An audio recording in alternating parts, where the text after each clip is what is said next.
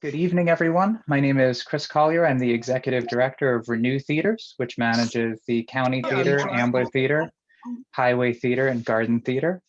I'm just actually going to go through and put everyone on mute right now. Our Zoom protocol is that we ask everyone to stay on mute until it's time to talk. So if you want to go ahead and mute yourselves, or I actually have the driver's seat here, so I can do that. All right. One of the really nice things about these events is that we can hold them for members and patrons of all four of our theaters from across the greater Philadelphia area. And we've actually found that we've had patrons from across the country and not just in our local area joining us. So we're so happy to have you. Thank you for joining us tonight for this special conversation about The Thin Man. I have my little Nick and Nora glass here, which I thought was absolutely perfect for this movie. You can't watch this movie without wanting a good drink. And I do need to say, I see actually my parents on here. I wanted to say thank you to my mom for introducing me to this film. This is one of her favorites, and she introduced me to it a while ago, and it was really great to revisit it. A big thank you to all of our members. This program is sponsored by the Vesta Fund, and that allows it to make all of our Film 101 events free for our members. And I just wanted to let everyone know that we've got two wonderful Film 101 programs coming up over the next 2 weeks. So if you really enjoyed Powell and Loy in this, there's another Powell and Loy film that we've got to discuss next week in Libeled Lady. And Professor Maria Di Bautista from Princeton University has a 2-film series, which she's called Libeled Ladies, starting off with Libeled Lady, and then the week following, The Lady Eve. So you can find more information about those on our website, and we'll hope that you're able to join us for those discussions as well. Regarding Zoom protocols again, as I said, we request that everyone please stay on mute unless you're talking, and then you can unmute to ask a question. We've had success before of just having anyone unmute themselves and ask as needed, but as this is a very large group, we may need to resort to raising hands. That's good. Yep. Raising hands or using the chat feature. So I'd encourage everyone to use the chat feature. Our host, Hannah, will be able to see that and can call on anyone, or you can use the raise hand feature and we can use that as well. We are expecting close to 70 people for this discussion tonight. This is our largest event. So I think that doing the raise hand or chat is the best way to move forward for questions. And then you can unmute yourself to talk. So it is now my pleasure to introduce Hannah Jack. Hannah is a professional writer for Turner Classic Movies, scripting the intros to the movies that air on the network. Delivered by TCM hosts Ben Mankiewicz, Dave Karger, and Jacqueline Stewart. Hannah has also written hosted introductions for films on HBO Max, Filmstruck, and classic movies screened in theaters around the country as part of the TCM Fathom Events Big Screen Classic Series. Hannah just returned back to native Doylestown. We're happy to have her back in our neck of the woods and hope that this is the first of many collaborations together. I know Hannah had a discussion portion planned, and then we'll open it up. But again, thank you all for joining us. We're really happy to have you here, and please join me in welcoming Hannah. Hannah, it's all yours. Great, thank you so much, Chris. And really, I am stunned by the turnout. I'm so grateful to all of you. Can I just see a thumbs up if you can all hear me okay? You go, okay, perfect. Already an amazing crowd, great. So I am just so honored to be here. As Chris said, I moved back to Bucks County.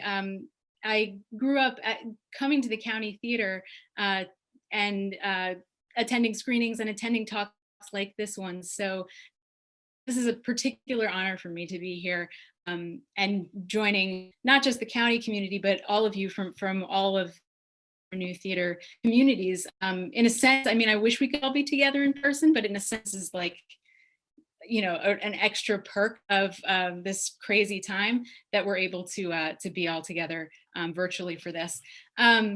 So when Chris and I were discussing when to schedule this talk, we were throwing around dates in November, and then we landed on this December 1st. And my first thought was that's, you know, kind of perfect for The Thin Man, because this, you know, may be bit of a bold statement, but The Thin Man is maybe a Christmas movie.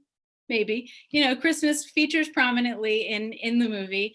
It's definitely a December movie, and I think it's kind of, after the year we've all had, I think it's just the right note to kind of wind down this year. I hope you all felt that way. I hope it set a good mood as we enter the last month of this insane year. Um, and Also, as Chris was saying, that my job at Turner Classic Movies is to write the introductions that air. Show of hands, how many people are familiar with TCM, have Turner Classic Movies? Okay, oh great, okay. So as you know, the intros air before the movies. So if you haven't seen the movie before, my job is to kind of write the context and things to look for as you watch it. But this is kind of awesome to me because we've all seen the movie. We're all coming to this with a shared point of reference.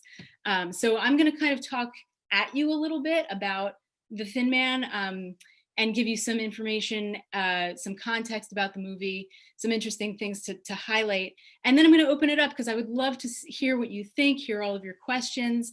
And as I talk, if there are things that you have questions about that I'm mentioning, if you could just jot them down or keep them in mind. And when we open it up for the Q&A, remember your questions. I would love to hear anything that you have to say about what I'm about to tell you. So I know a lot of people are just joining audio only, but for those of you who have the video on, I love to ask this first. How many people were seeing The Thin Man coming to this talk tonight? How many of you were seeing it for the very first time? Hands up if you were seeing it for the very first time. Okay. How many people on the other side of the spectrum have seen this movie many, many times? Okay, cool. And I think that that is one definition of a classic, right? That it's a movie that you can return to and want to return to over and over again. I'm definitely in that camp with this movie. And like I said, I'm excited to hear what you have to say about it. So I'll just jump right in and give you some context. The Thin Man has a pretty interesting backstory to it. And I'll talk a little bit about how this movie came to be. The MGM released The Thin Man in May of 1934, and the movie was made just a few weeks earlier in April 1934. It was based on a novel by Dashiell Hammett, a detective novel that was published in January of 1934. So we're just talking the span of a couple months.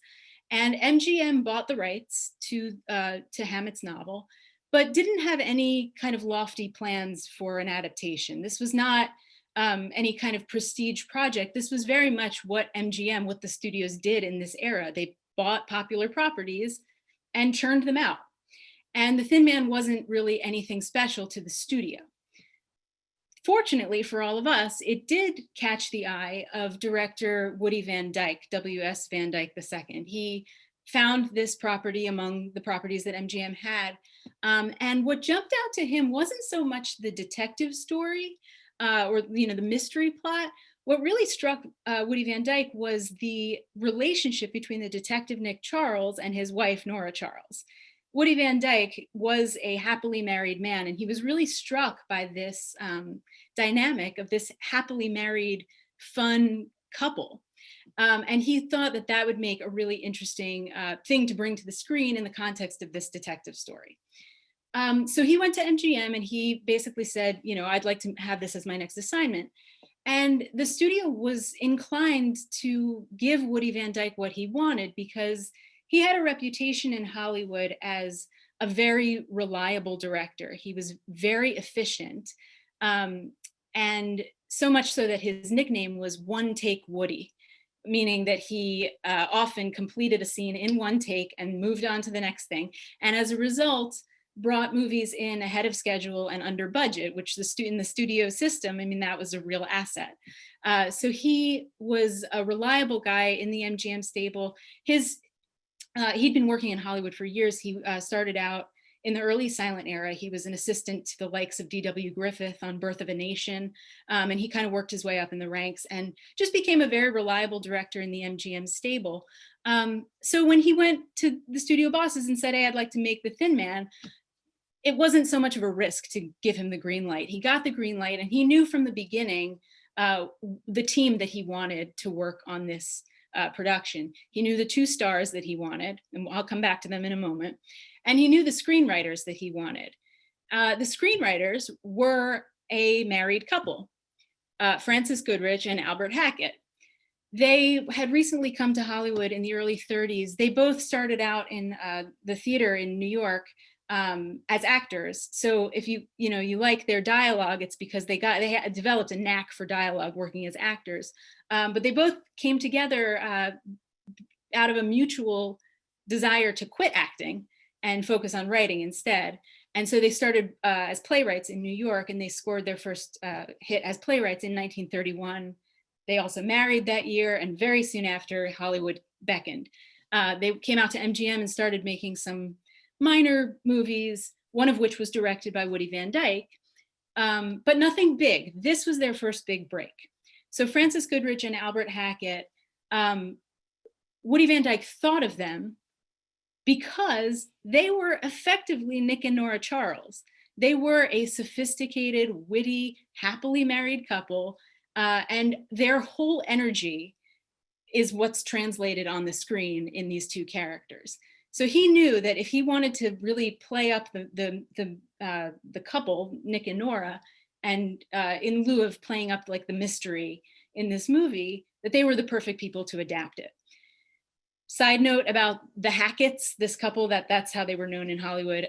You've definitely seen, or at least heard of, some of their later films. This was their first big break, but they went on to write a lot of, they went on to become one of the most successful, prolific screenwriting teams in Hollywood. They wrote musicals at MGM, including for Judy Garland, The Pirate and Easter Parade.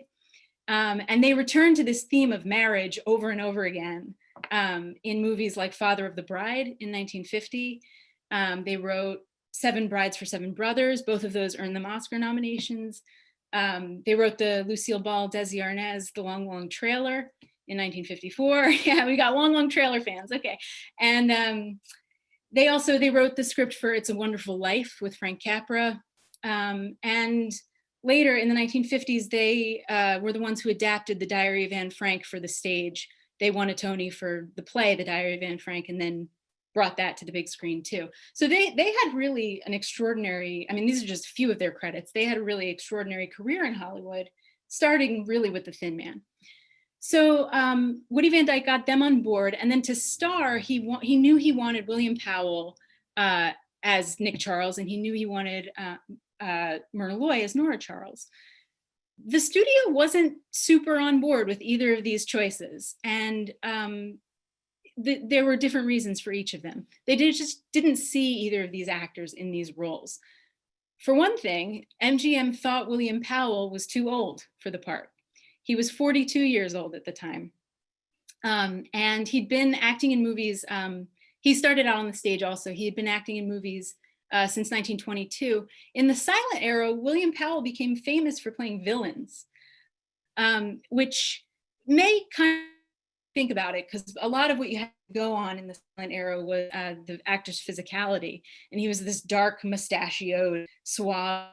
So it kind of fit this villain profile. And that's what he became famous for.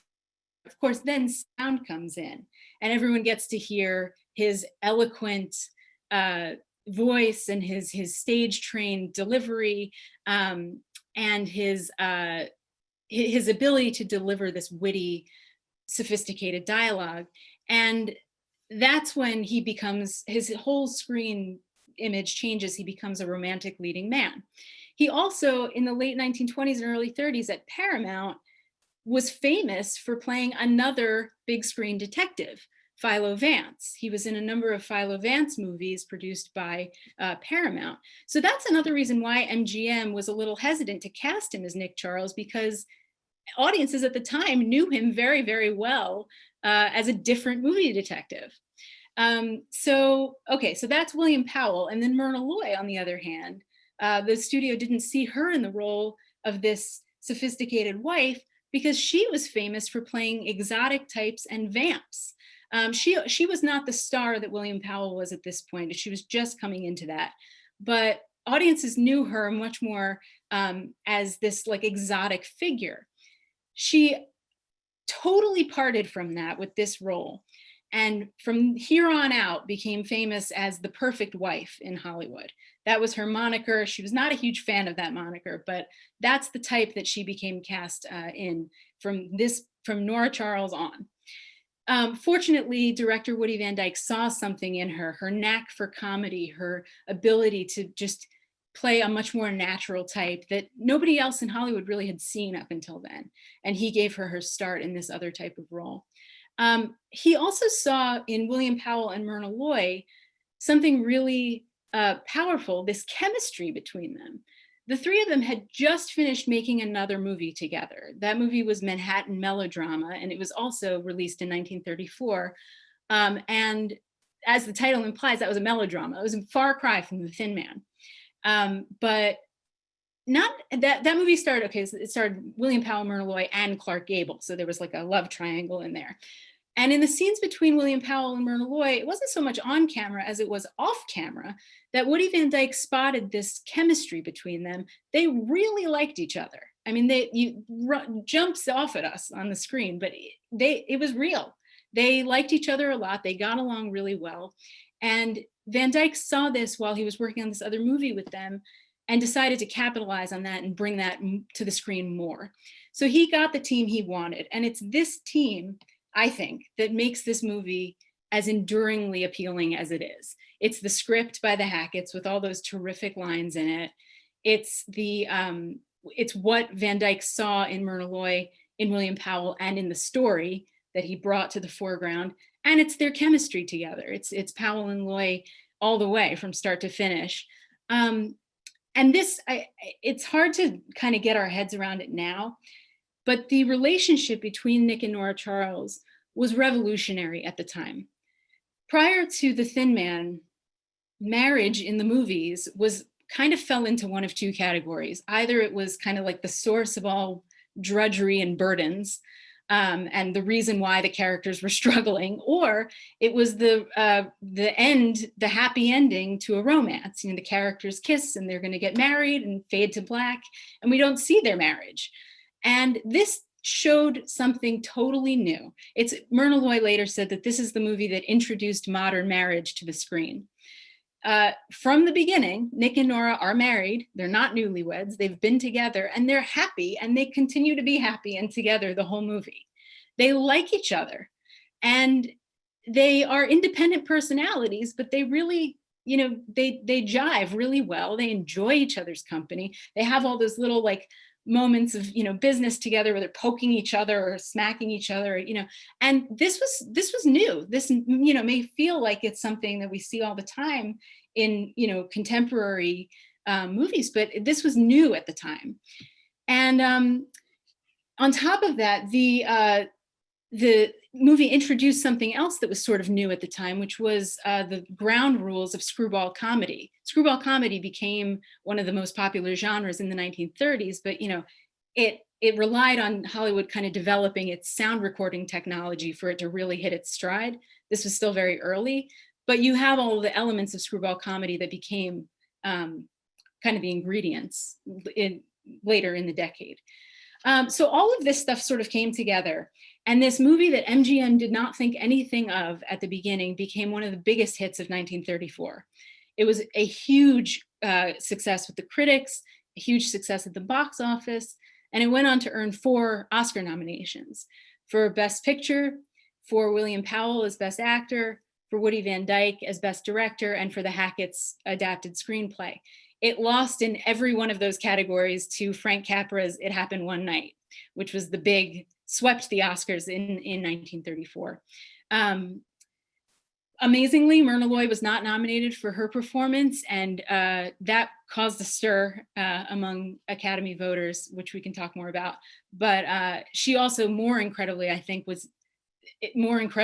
to me, was never nominated for an Oscar her entire career. William Powell was nominated 3 times, but never won. Myrna Loy, for all of her incredible performances that followed, never earned an Academy Award. She did get an honorary statuette just before she died in 1991. But in spite of the fact that the movie didn't take home any Oscars, it did really change the course of the careers of most of the people involved in the main roles. And maybe even more so, and more importantly, for MGM, it started one of their biggest money makers. It became a series. MGM, was as good as it gets at making series out of things that audiences seem to like. And so The Thin Man became a popular series at MGM. I'm sure you've all gathered at this point that The Thin Man is not Nick Charles. The Thin Man is the murder victim, Clyde Wynant. It's the name of the case. The title stuck.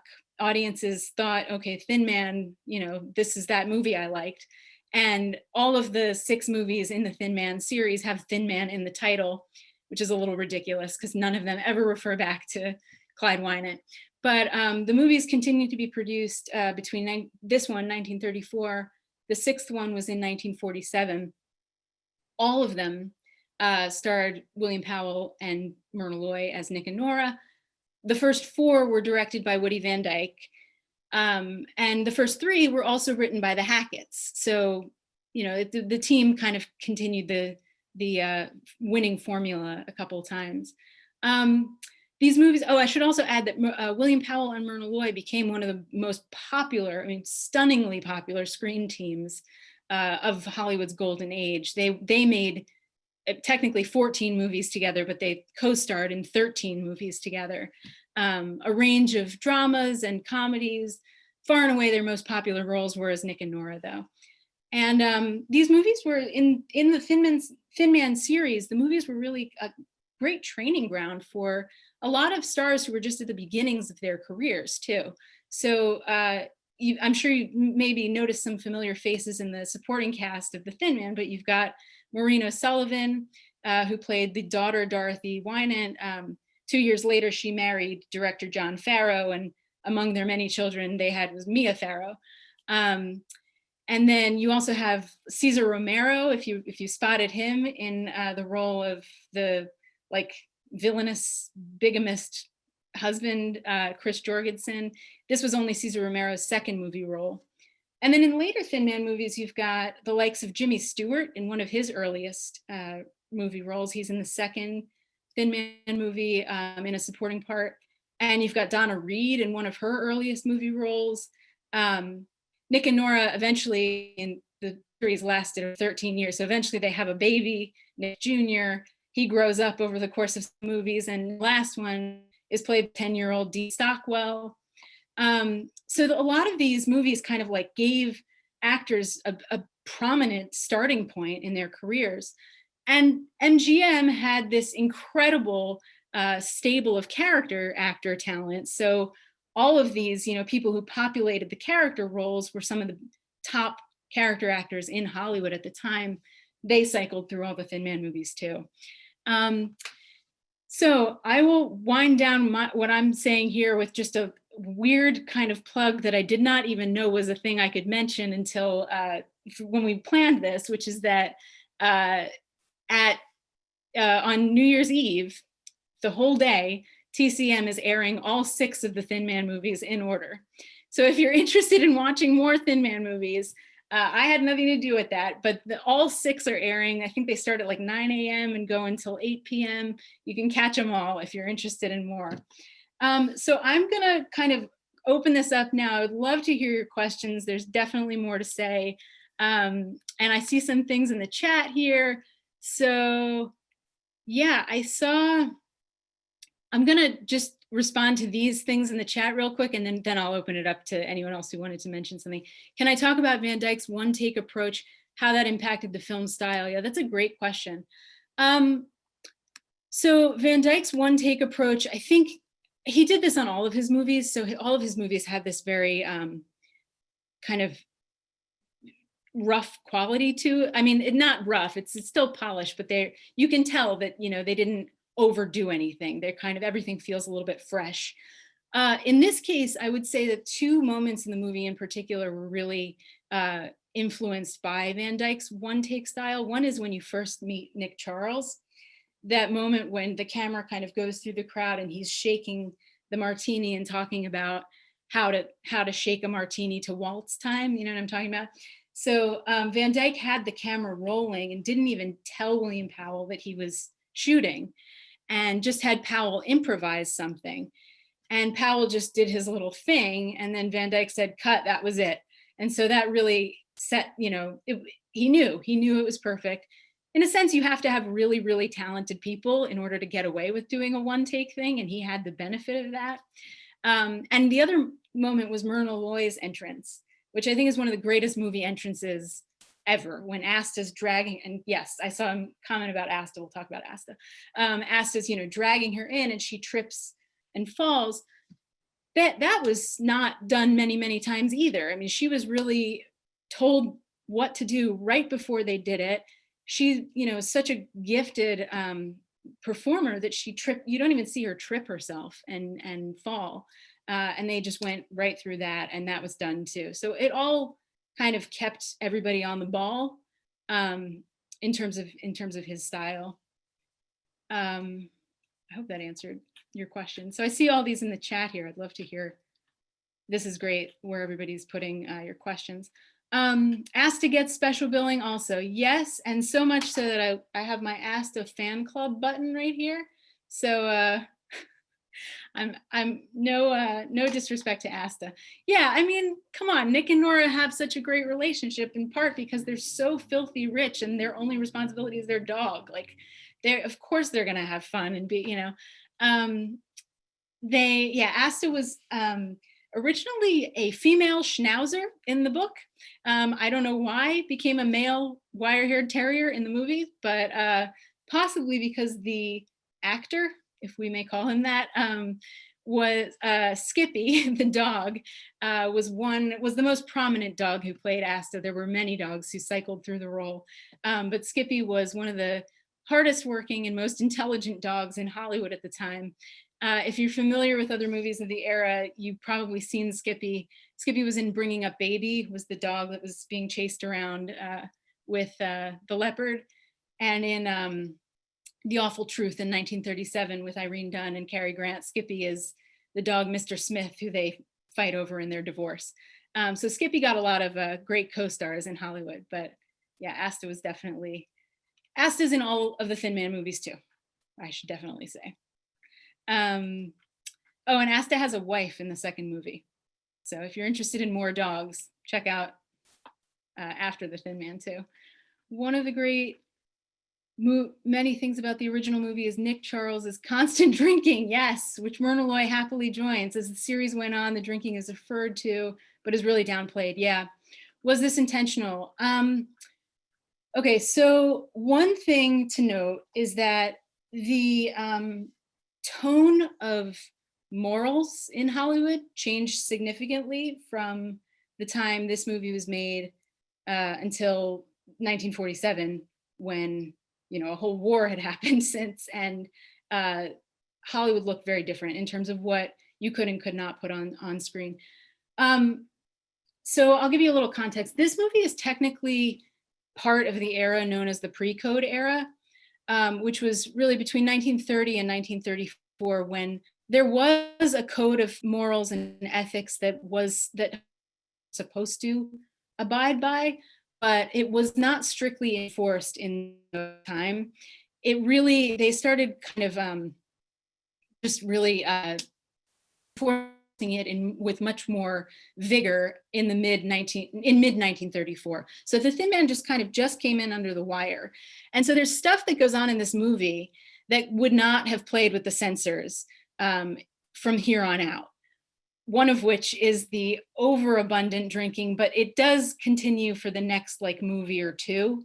It does the edge is sort of taken off of it as they become parents. That would not have, flown so much with the Hollywood censors, and all sorts of other weird things like that. Like I said, Cesar Romero plays a man who's a bigamist. It's not like a threat that he's gonna be a bigamist. He married 2 women, and that's in the movie, and that was cool at this point in 1934. Nick Charles punches his wife and knocks her out. I mean, yeah, it's in the spirit of protecting her, but that was not going to fly after this. There's all kinds of allusions to, people two-timing, they're having affairs. There's a real freedom of, of the whole moral code in this movie, that it's not as salacious by any means as a lot of pre-code movies, but it does still have that edge to it that a little bit provocative edge to it. So yeah, it definitely, I think as the tone of Hollywood movies changed, as Nick and Nora become parents over the series, a lot of that provocative stuff does peter out a little bit. So to chat, yeah, okay. So if you guys want to add into the chat, just the chat feature that's at the bottom here, if you just click chat and type in a comment or a question. There's a good comment here, Hannah, that says, you mentioned that the studio didn't want to cast Powell and Lloyd. Do you know if they had any other stars in mind? If so, who? No, they didn't. It was a really fast turnaround. Woody Van Dyke had these 2 stars in mind, and that was kind of it. If the studio had other stars in mind, they were never seriously considered for these roles. It was so fast that the whole thing was put together. If you were to have a male child, would you name him Nick? That is just an incredible question to ask, because I have a female child whose name is Nora.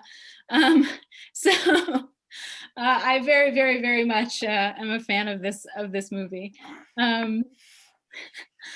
That's such a great question. This was delightful. Yeah, so I thought this was a delight. This is a great question. I thought this was a delightful as a screwball comedy, but as a murder mystery, not so much. Can you talk about the strange hybrid? Yeah, I mean, really so Dashiell Hammett, who wrote the novel, also wrote like The Maltese Falcon, was a detective. He was a detective in his life before becoming a writer. So his emphasis was always much more on the crime and on the detection and on the hard-boiled, detective character. But like I said, Woody Van Dyke, who was the director, didn't want to emphasize that because he saw something much more exciting in his mind, being the relationship between Nick and Nora. So for his vision of this, the emphasis was on that relationship and much less on the crime. I mean, it's the kind of movie you come away from this movie and do you even remember who did it? Like, do you care who got murdered? Like, the emphasis is not at all. You're not like on the edge of your seat thinking, oh, I'm so worried that this person just got bumped off. Like, that's not the focus here. You're waiting to see Nick. I think you're waiting to see Nick and Nora again, right? So it sounded like a quick shooting schedule. Do you know how long of a shoot it was? Yeah, reports sort of vary between, it's crazy. It's like 18 days, like not that long at all. It was made that's like the outer limit of how long it took to make this movie. Other reports have said it was done in 12 days. So yeah, so it was fast, very, very fast. Were Loy and Powell ever romantically involved with each other? That's an excellent question. No, but the whole country thought they were. They were so convincing together on screen, and they made so many movies together, co-starring, that they really were one of the most beloved screen teams. I mean, still to this day, classic movie fans hold them up there with Hepburn and Tracy and all the other great screen teams. They were not romantically involved. At the time they made this movie, William Powell had just divorced his second wife, Carol Lombard, 1 year earlier, and he was about to enter into the most passionate love affair of his life with Jean Harlow. And Myrna Loy had not yet married. She was going to marry someone else soon. They remained lifelong friends, though. They were very, very, very dear friends. They had nothing but love and admiration for one another. And that comes through, I think. They always liked working together. They weren't one of those screen teams who kind of got sick of each other at any point. They did just always really, so much so that in their last movie together, they did not co-star. It's a really weird movie. I can't honestly recommend it, called The Senator Was Indiscreet. William Powell is the star of that movie, but there's a cameo at the very end, and he only wanted Myrna Loy to play that role. It's the role of his wife, who gets revealed in like the last shot. And so he brought her on board because they liked each other a lot. Wait, I missed a couple here. Let me see. These are such fantastic questions, you guys. I'm so fascinated by everything you're saying here. I love how that last scene is like a screwball version of Hercule Poirot. Yes, bringing everyone into the same room for the big reveal. Well, if you 100%, yes, and I am a huge Poirot fan too. If you liked that big reveal, that's how Nick handles all of the final scenes in all of the Thin Man movies. So if you're interested in watching more of them, they all get resolved with that same trope of him bringing all the suspects together and it building to that. Very surprised by your info that Myrna Loy was cast as exotic women or vamps. Can you suggest any movies she made from this era? Yes. So yeah, in wholesome roles like Nora. So it's very strange. I will preface it by saying this. Hollywood, it definitely in the golden age and, you know, in the silent era was, had a lot of problems with casting white people in races that were not white. And Myrna Loy was one of those people who was very often cast in Asian characters. That was something that was just, was her go-to. So a lot of these movies are a little bit hard to watch from with a modern lens. I have to think about what I particularly recommend from this era. Let me get back to you on that because some of them are great, but some of them are a little bit strange. Definitely her better roles came after Nora Charles. If anyone has a recommendation that you love of that era, by all means, share it with us. Do you think the movies ran out of ideas when they got toward the end? Do you mean with regard to the Thin Man series? That was Joseph. I don't know where Joseph went. Yeah, yes. You mean with regard to the Thin Man series, did they run out of ideas? I think probably everyone kind of got soured on it by that. And by everyone, I mean Powell and Loy were sort of done with the series by 1947. Definitely by the movie. I happen to love the second to last Thin Man movie, The Thin Man Goes Home. I think it's just delightful. The last one is maybe a little bit kind of weird, but by that point in the mid 1940s, they were really done with it.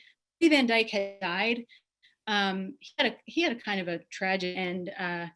He was sick. He had cancer and a heart condition, and he was a devout Christian Scientist, so he refused any treatment.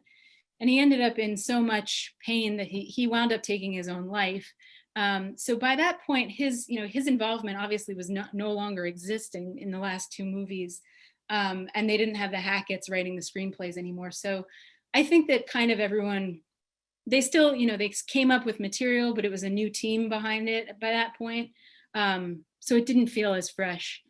The last two movies almost feel like, other kind of cookie cutter MGM pictures at that point, not so much, unique Thin Man movies. Was Dashiell Hammett involved with the scripts, plots of the other Thin Man films? He's credited as coming up with the plot of the second Thin Man movie.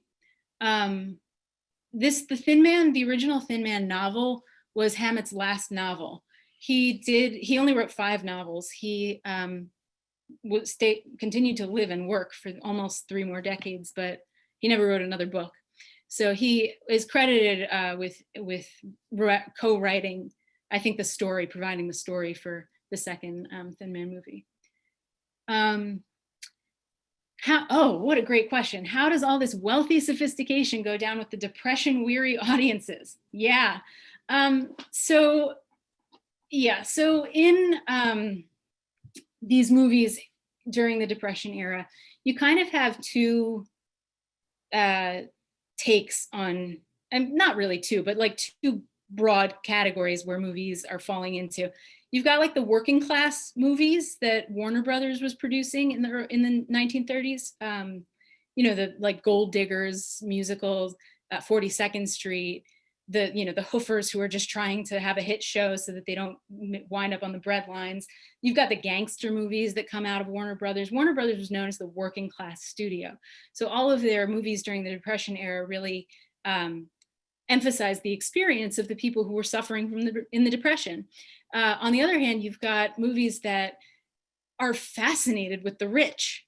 And sometimes that's like glamorizing the rich, but sometimes it's like lambasting them. Like, I don't know if you know My Man Godfrey, one of the like quintessential screwball comedies that came out, which starred William Powell and again earned him an Oscar nomination.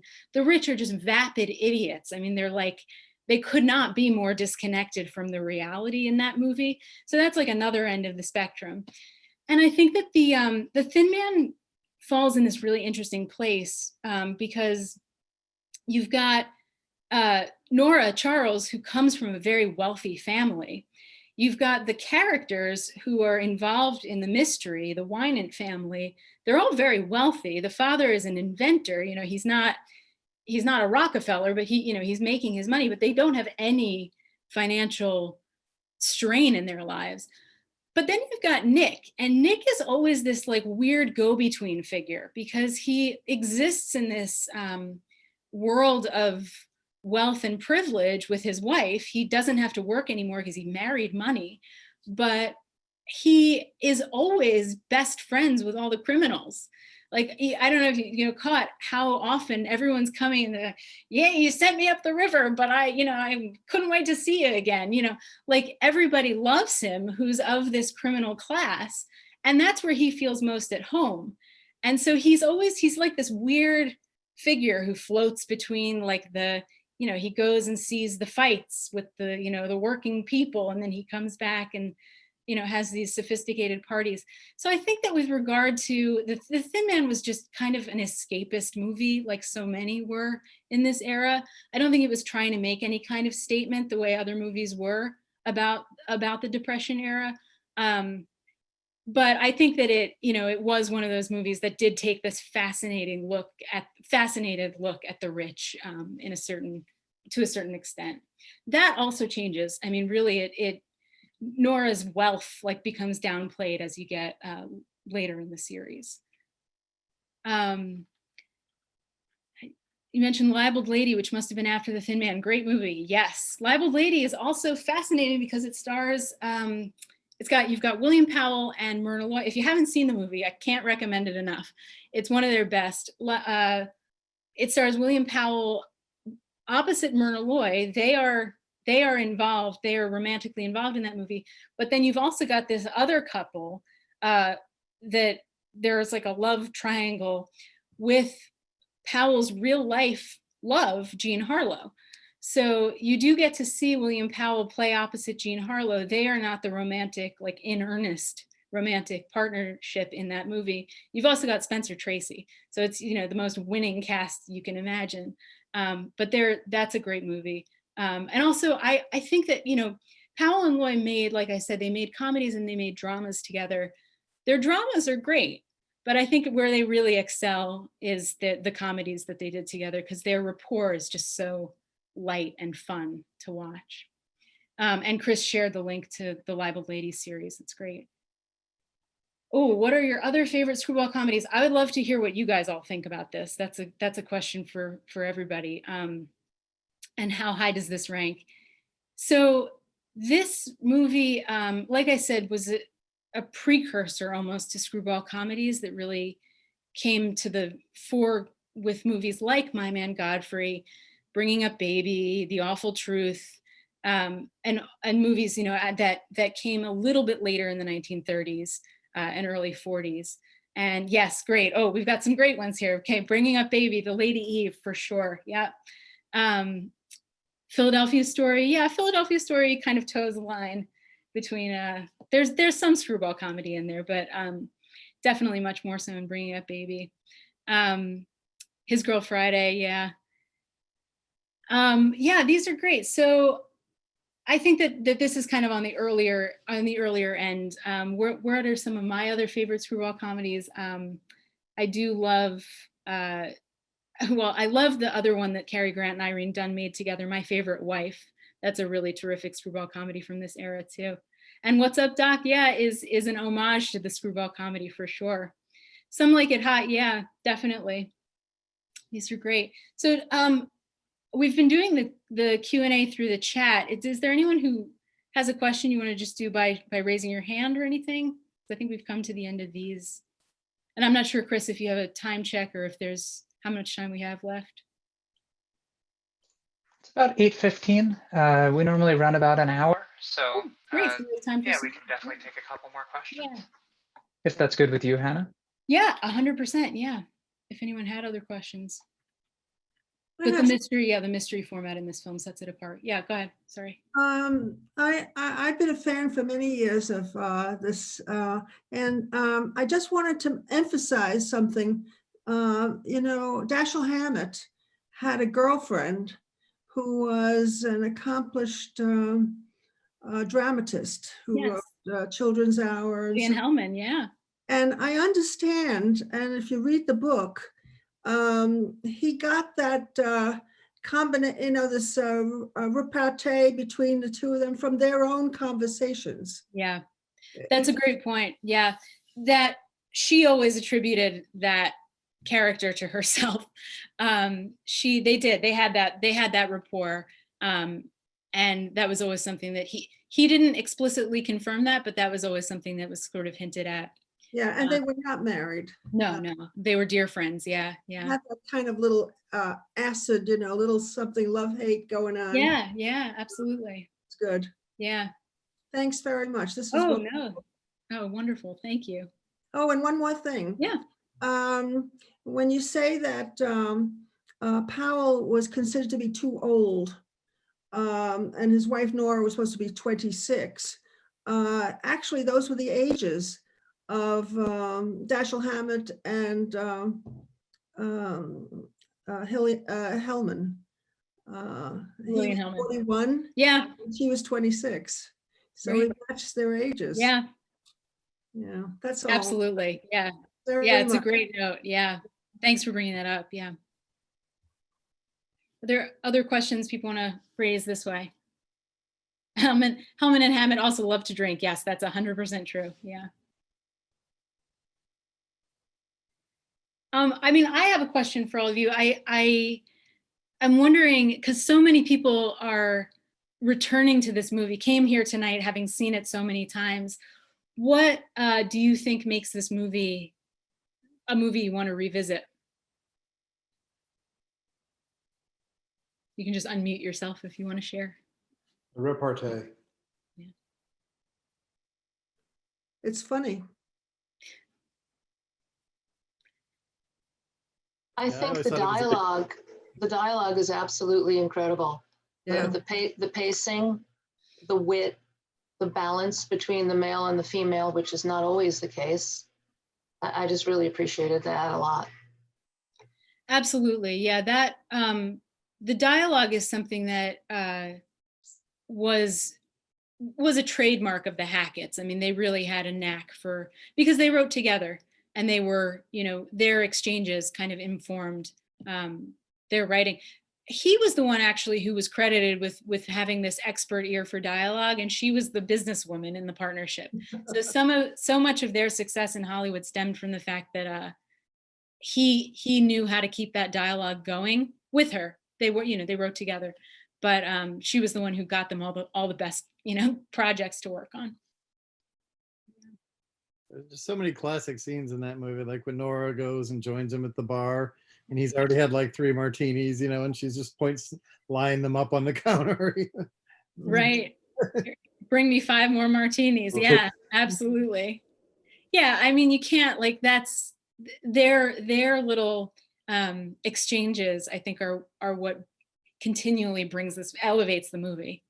And they're little bits of business. I mean, I was talking about this before, but that includes their bits with Asta. I mean, maybe next time if you watch it with an eye to that, you'll see it's really incredible how so often, they're walking down the street and then they get pulled because Asta's like, peeing over here on the, fire hydrant, and you just don't see it on the camera. But that's like, so their relationship is so real in a sense. They're taking care of their dog, and they're, having their little banter, and they're poking each other and when someone's not looking. So much of that, I think, when you think about the fact that this movie was made almost 90 years ago, that's kind of staggering to think about how modern some of these elements continue to feel when you're watching this movie.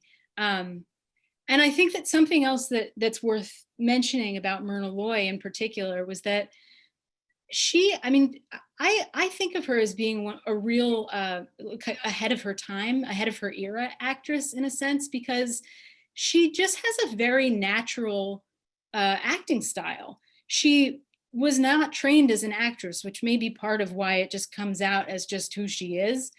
But if you think about the other actresses of her era who were so popular, so many of them were much more stylized in their performances, in their delivery. They had like a dramatic flair to them that she just really didn't do.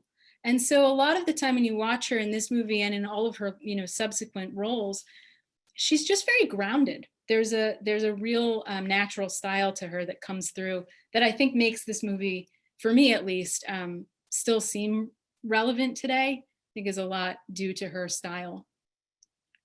I saw some other, he didn't come anywhere near my tablet. I see some other things in the chat here I just want to address. Yeah, these lines that people are bringing up, that what's that man doing in my drawers? He didn't come anywhere near my tabloids. Yeah, it is an essentially white movie. Absolutely, absolutely. It's not. I mean, it's what Hollywood was doing at the time. And it's something that on TCM we've been increasingly addressing, which I'm really proud of the network for doing this. I don't know if you guys are familiar with Jacqueline Stewart, who's one of the hosts I write for. She is a brilliant film professor at the University of Chicago. She's an African-American woman, and she was just tapped by the Academy to, the Academy of Motion Pictures, she was tapped to curate and lead their new museum. So she's helping to retell the history of motion pictures and Academy Awards history with a very, very deliberate lens on how Hollywood was far too white for far too long, far too stereotyped for far too long in its depiction of non-white characters. So that's very exciting. She's bringing a lot of that work to TCM as well, which has been really great.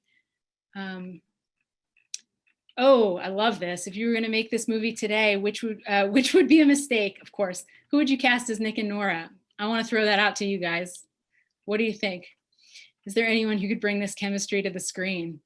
Unmute yourself or throw your comments in the chat. I'd love to hear your thoughts about that.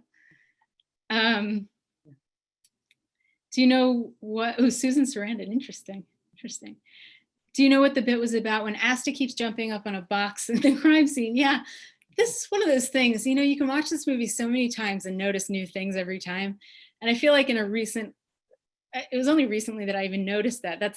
So when Asta's jumping, they're finding the body in the crime scene. And you just see Asta jumping up on this crate and Nick having to take him down.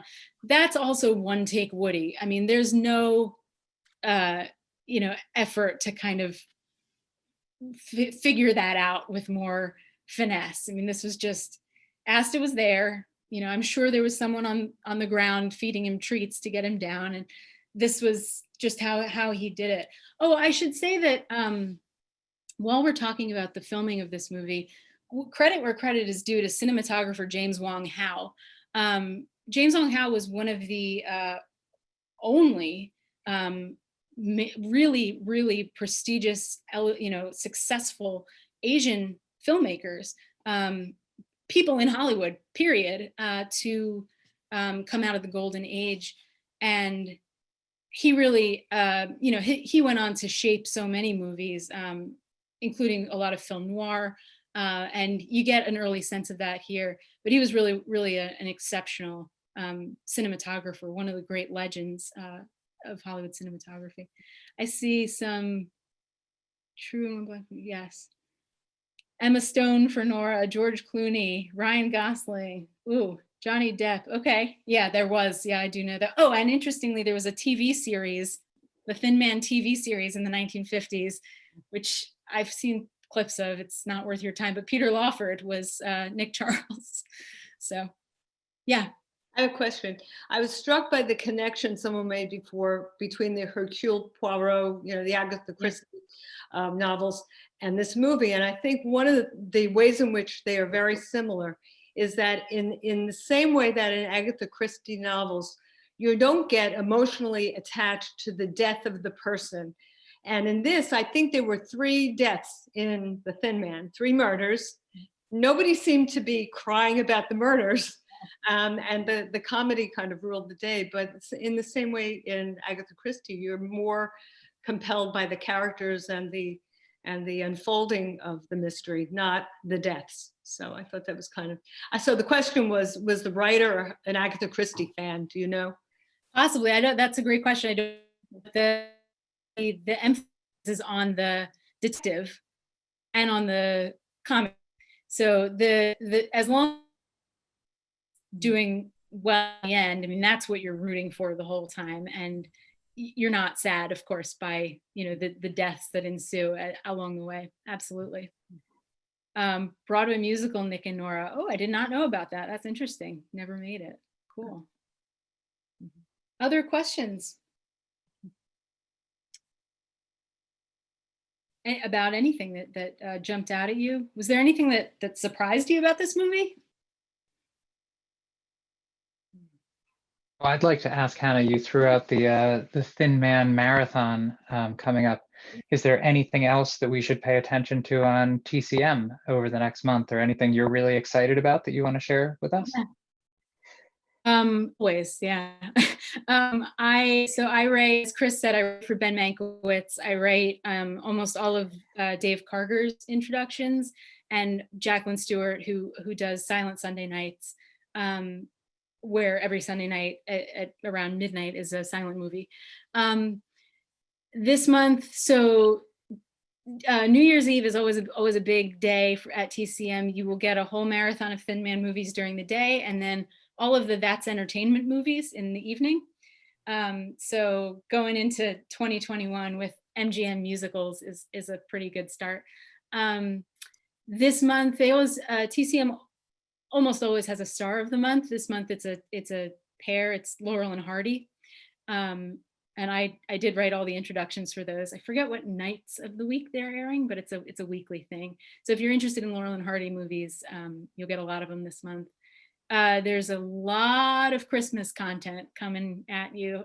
As always, I think that I think it's like a week-long Christmas marathon, maybe more than that. So every day leading up to Christmas for, I believe, a week. It might even be longer than that. It's just around the clock Christmas movies. So that'll be really fun too. Today was Dana Andrews Day. Oh, I love it. I love everyone who's up on this. Yes, Monday night. Okay, thank you. Where's my background where I developed this depth of Hollywood knowledge? That's a great question.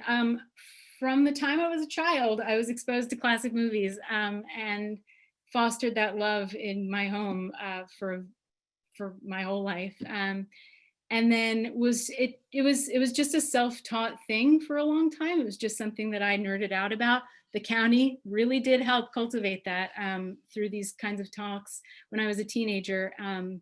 And then I started working for TCM. I was on the network with Robert Osborne introducing a movie in 2014 and kind of got to know more people at the network. The folks at TCM are absolutely the most wonderful. I mean, I'm not saying this because anyone's telling me to. They are not. They're just the most wonderful people who love movies and are a really wonderful network. And the fan community at TCM is very often brought into the fold to participate in all kinds of incredible ways. So if you're not active on, Twitter, it might, and you love classic movies, it might be a thing to look into. The hashtag TCM party happens all the time. Everyone from all over who's watching TCM is commenting on the movies in real time, which is really great. And so much of what TCM does is cultivate a really meaningful experience for the fans. So I had the fortune of being brought into the fold because I'm a writer separately from my work at TCM. And so I started working for Filmstruck, which was the streaming platform that tragically is no longer, but was partnered with TCM. It was the beautiful merger of TCM and the Criterion Collection. And came in to start writing for TCM a couple years ago. And it's just the best. Yeah, I loved Filmstruck, miss it. Yep. So yeah, so did I study film formally in an academic setting? No. My film knowledge comes from, just Turner Classic Movies and, experiences like this over all the years. But I love it very much. And it's something that I'm so thrilled to be able to share with all of you who I can see love it too. So it's really great. Praying for the, yeah. I would love for TCM to be purchased on its own somehow too. Yeah. Any other questions? Yeah. Yeah, Chris, go ahead. Oh, I was just going to say, it's about 8:30. Maybe we have time for one more question, but otherwise we could wrap it up. I will say this, if I would love, I'd love to gather with you guys again like this in the future, if this is something that appeals to people. And I would love especially to get your input on any movies, actors, directors who you would like to hear more about, or maybe even see a couple of their films together. I don't know, Chris, what might be the best way to communicate that, but we can maybe take some feedback somehow. But. Yeah, if anyone wants to write, just write at comments@renewtheaters.org. And yeah, share what titles you'd like to see in the Film 101 series, and we'll pass those on to Hannah. Thank you. I mean, I will just say thank you so much, Chris. Thank you so much to all of you for coming. This has been just a phenomenal way to kick off December. And I'm so grateful. Thank you. Thank you so much, Hannah. We were thrilled by all of your knowledge and so happy to have you here. And this was a great film. So thank you so much. Thank you all for joining us. And thank you again to all of those who are members and supporters of the theater. Have a great night.